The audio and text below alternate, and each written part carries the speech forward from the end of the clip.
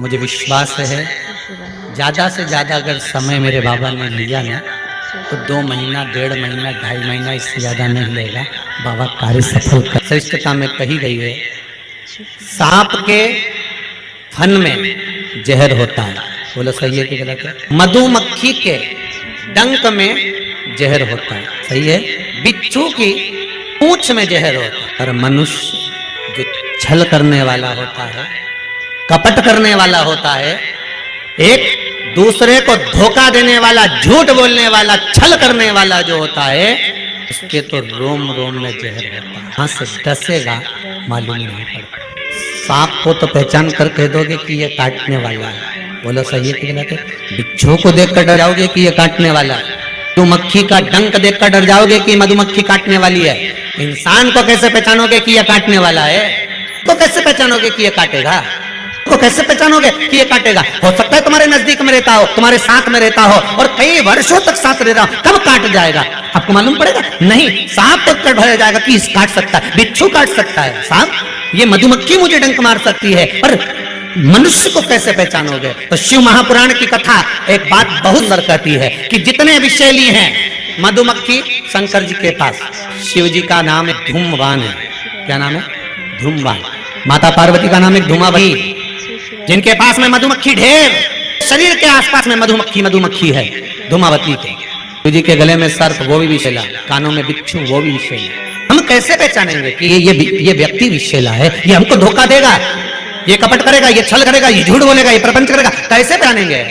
शिव महापुराण की कथा कहती है हमें पहचानना नहीं है। डसेगा ये उसका काम है, मधुमक्खी काटेगी, डंक मारेगी, ये उसका काम है, बिच्छू डंक मारेगा, ये उसका काम है, और मनुष्य हमको छलेगा, झूठ बोलेगा, कपट करेगा, हमारे साथ धोखा करेगा, ये उसका काम है। पर एक बात याद रखना, सांप का जहर काटने वाले का नंबर अपने पास रखना। काटेगा तुरंत उसके पास पहुंच जाना, फोन लगा के मैं आऊं, काट खाया। बिच्छू काटे, बिच्छू वाले का नंबर अपने पास रख लो, जैसे ही काटे तुरंत उसके पास पहुंच जा। मधुमक्खी काटे तुरंत उसके पास पहुंच जा। इसी तरह मनुष्य जब काटे तो श्री शिवाय नमस्तुभ्यम मंत्र याद रखना, बस जहर उतर जाए।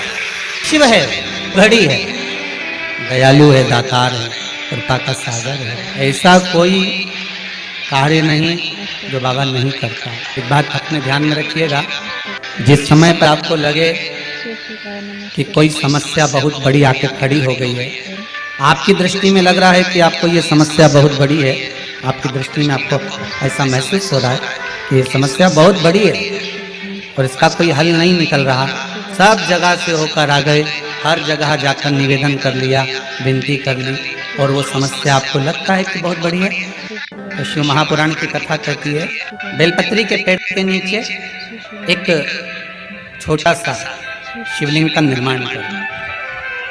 काय का निर्माण करना है? शिवलिंग। अब बेलपत्री के पेड़ के नीचे आप अगर सोचो कि भाई मैं ब्राह्मण हूँ, सफेद मिट्टी का शिवलिंग बनाना है, क्षत्रिय हूँ, लाल मिट्टी का शिवलिंग बनाना है, या वैश्य हूँ, पीली मिट्टी का शिवलिंग बनाना है, या शूद्र हूँ तो काली मिट्टी का शिवलिंग का निर्माण करना है। शिव महापुराण की कथा कहती है, लिंग पुराण कहती है, नर्मदा पुराण कहती है कि बेलपत्री के पेड़ के नीचे आप जिस शिवलिंग का निर्माण करें उसके लिए आपका वर्ण नहीं देखना, आपको तो बेलपत्री के नीचे की ही मिट्टी ले लेना, फिर वो जिस कलर की। अगर आप घर में शिवलिंग का निर्माण कर रहे हो तो आपको वर्ण देखकर मिट्टी लेना है कि हम ब्राह्मण है तो सफेद मिट्टी का शिवलिंग बना ले, वैश्य हैं पीली मिट्टी का बना ले, क्षत्रिय है लाल मिट्टी का बना ले, शूद्र है तो काली मिट्टी का बना ले। पर अगर कोई समस्या बड़ी विकट है और आपको लगता है कि इसका कोई हल नहीं, इसका कोई हल ही नहीं दिख रहा, और ऐसा लग रहा है कि ये उलझते जा रही गुत्थी, अब सुलझना नहीं है, अब उलझते गए लगे कि अब ये सुलझना नहीं है, और अब ये कोई, हमने जितनों को बोला कोई नहीं सुलझा सका, हमने बहुत फोर्स सब लगा लिया। तब एक बेलपत्री के पेड़ नीचे या तो सोमवार को या सोमवार की अष्टमी पड़े उस दिन, या फिर प्रदोष के दिन, प्रदोष काल में शिवलिंग का निर्माण कर। और महाराज 5 सफेद फूल, थोड़ी सी काली तिल, एक यज्ञोपवीत, पंचामृत स्नान कराने के बाद बाबा को समर्पित कर कर, बाबा से निवेदन कर कर, घी का दिया लगाकर विनती कर कर, उस शिवलिंग से निवेदन कर कर बाबा को अर्ध परिक्रमा देना है बेलपत्र। आदि परिक्रमा बेलपत्री की। आदि परिक्रमा कैसे?